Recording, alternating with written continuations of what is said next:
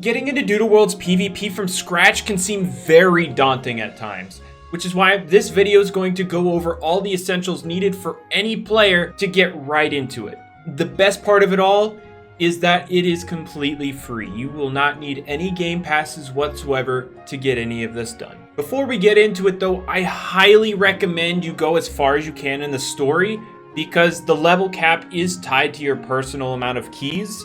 So make sure you've completed the story up to as far as you can. So first we should look into what we're looking for in a PvP doodle. And first things first, you're gonna want either 5 or 6-star doodles. These stars are like IVs or UPs for a doodle. The higher amount of stars, the higher stats you have.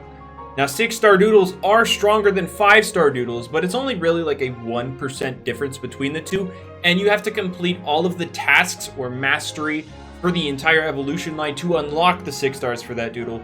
So lots of players can fall back on 5 stars and work just fine. One thing you'll need to look out for when using 5 stars though is the speed token. Because the stars affect all of the stats of a doodle, a 5-star doodle is inherently going to have less speed than a 6-star doodle. So using a speed token will help remedy that because it will bring it up to a 6-star level. And as you can see, I'm in the VP shop in the social park. They cost 20 VP. The next thing you'll want are held items. They're just like Pokemon or Lumion Legacy. These have various effects. Every doodle can hold one, and they're all found throughout like the story, side quests, or various shops. Now the big kicker when it comes to Doodle World PvP is that there is no form of EV or TP training. It is all replaced by equipment. Now equipment difference from items is that there's 3 different kinds that every doodle can hold, and what they do is they affect your base stats.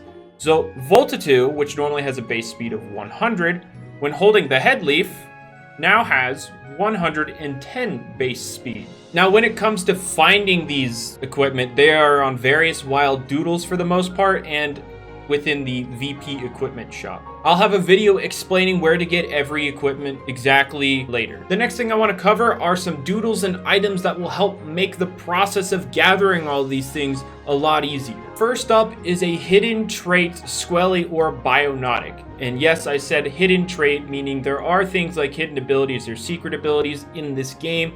They have a 1 in 200 odds of being found in the wild, but you can increase those odds with a mechanic known as chaining. You simply just knock out the same doodle consecutively, and as you chain, the chances of getting a hidden trait increase.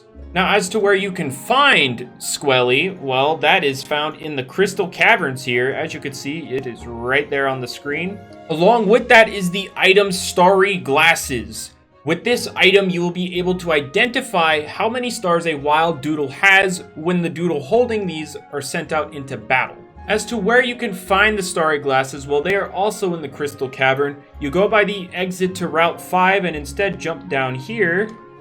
And boom, you got yourself a chest with Starry Glasses. Up next, you're going to want to doodle with the trait Discover, and what this will do is it will identify if a wild doodle is holding equipment or not, making it extremely easy to hunt for equipment. As for where to find one, the Lakewood Sewer will commonly have Riffrat, which does have the trait Discover. On a side note, there is the Magnifying Glass Game Pass, which will let you take all the attributes of the previously 3 mentioned things, all without having to get any of those doodles or item. So yeah, right there, if you want it. The next thing you're going to want are multiple doodles with the trait Scavenge.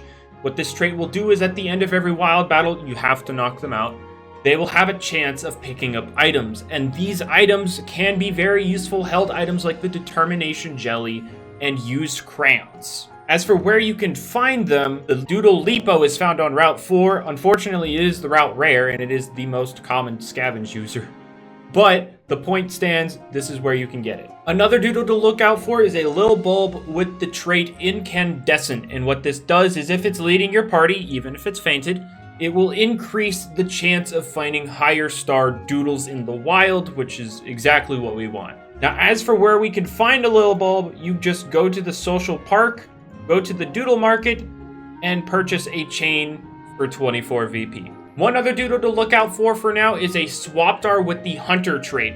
What this will do is increase the chance of finding the doodle you are currently chaining. It doesn't stack, and you have to have at least a chain of 10 for this to work. As for where you can find them, well, they are found in the general server.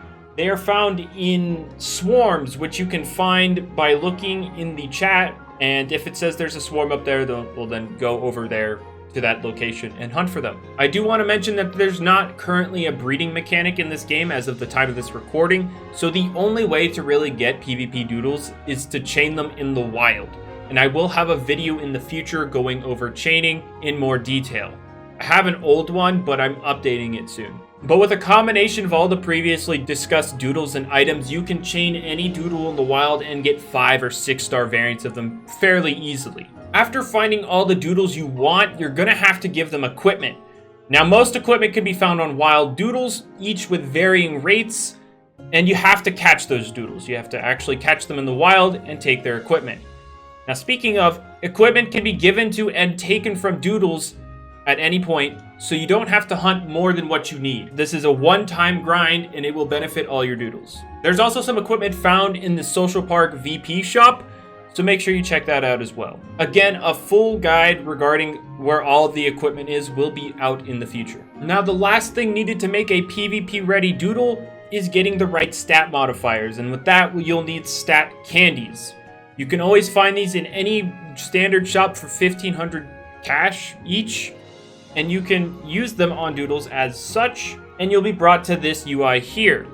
You can click reroll and it will roll both your stats, and well, you're looking for the blue numbers. And once you have one you want, like this one, I want speed, so I'm gonna lock it by using the lock icons here, and then I click reroll and it will roll this stat. Now you want to keep going until you get the stat you want, and this could eat up all of your money. So let's see if I can get it. All right, there we go. I got what I wanted on this 6-star Malzuri, but yeah, this can eat up a lot of money. Now, in regards to farming money, Rebattle Orion here in Von Sweetsville is really your only option when it comes to that. And the best free-to-play option to beat this trainer is Gomut here. I've got it, equipment out, everything, just to nuke him. He gives 1,000 each battle, but you can also get the doodle Apparition, or Jin Echo here, with Wish for Wealth, and you'll get 30% more. And no, it does not stack. You can also complete the tasks for Bunsweet, Borbo, Tadpole, Plippo, Webinay, Muddish, Joluminous, and Static Heat to get money. Now, it turns out that Joluminous happens to be the evolution of Lilbulb and also gives 150,000 cash for completing its tasks. That's basically everything I have for you. If you have any questions, let me know in the comments and I will do my best to answer them. Hopefully you have a good morning, afternoon, day, evening, night, and I'll see you in another video. Bye!